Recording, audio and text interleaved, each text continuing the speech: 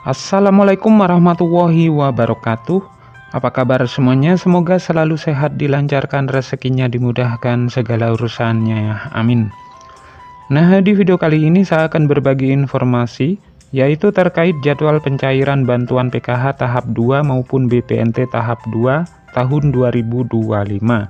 Kapan PKH dan BPNT mulai dicairkan kembali? Jadi simak jadwal dan tahapan-tahapan pencairannya ya. Maka dari itu simak terus videonya sampai selesai agar supaya tidak ketinggalan informasinya. Nah, program Keluarga Harapan atau PKH merupakan salah satu program unggulan pemerintah Indonesia yang bertujuan untuk mengurangi angka kemiskinan melalui bantuan sosial. Hal ini tentu memberikan harapan bagi banyak keluarga penerima manfaat KPM ya, yang menantikan bantuan ini untuk memenuhi kebutuhan sehari-hari. Pencairan dana PKH dan BPNT dilakukan secara bertahap. Dana yang telah dicairkan akan masuk ke rekening Kartu Keluarga Sejahtera atau KKS. Adapun KPM PKH BPNT yang dicairkan melalui kantor pos Indonesia. Meskipun demikian, tidak semua KPM menerima dana secara bersamaan ya, karena beda daerah beda jadwal. Dan berikut jadwal pencairan PKH dan BPNT untuk tahap 2. Nah, perlu diketahui bahwasanya pencairan PKH maupun BPNT itu disalurkan dalam 4 tahap sepanjang tahun. Dan berikut ini adalah rincian jadwal pencairan untuk masing-masing tahap ya. Untuk tahap yang pertama itu sudah mulai dicairkan dan hampir merata ya hingga sampai saat ini. Walaupun masih banyak para KPM yang masih belum cair bantuannya. Sedangkan untuk tahap 2, ini akan kembali dicairkan di antara bulan Mei dan Juni.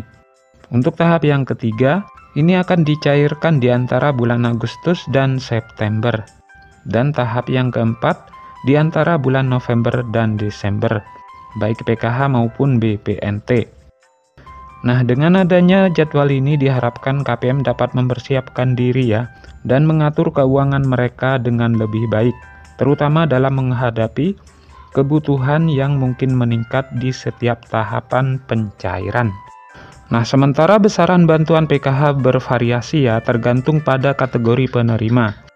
Untuk ibu hamil, Rp750.000 per tahap, total 3 juta per tahun. Sedangkan anak usia dini umur 0 sampai dengan 6 tahun, Rp750.000 per tahap, total 3 juta per tahun. Untuk anak SD sederajat, Rp225.000 per tahap, total Rp900.000 per tahun. Untuk kategori lansia dan disabilitas, Rp600.000 per tahap. Nah, dengan adanya variasi besaran bantuan ini, pemerintah berharap dapat mencakup berbagai kebutuhan yang berbeda dari setiap kategori penerima, sehingga bantuan yang diberikan lebih tepat sasaran. Nah, jumlah penerima manfaat PKH tahun 2025, pemerintah menargetkan sebanyak 10 juta KPM sebagai penerima manfaat PKH tahun 2025. Target ini menunjukkan komitmen pemerintah dalam mengentaskan kemiskinan dan memberikan dukungan kepada masyarakat yang membutuhkan. Dengan jumlah penerima yang besar, diharapkan program ini dapat memberikan dampak positif yang signifikan terhadap perekonomian keluarga penerima. Bagi masyarakat yang ingin mengecek status penerima manfaat, kalian dapat mengunjungi situs resmi cekbansos.kemensos.go.id. Di situs tersebut, kalian dapat menemukan informasi terkait status penerimaan bantuan sosial, termasuk PKH dan BPNT.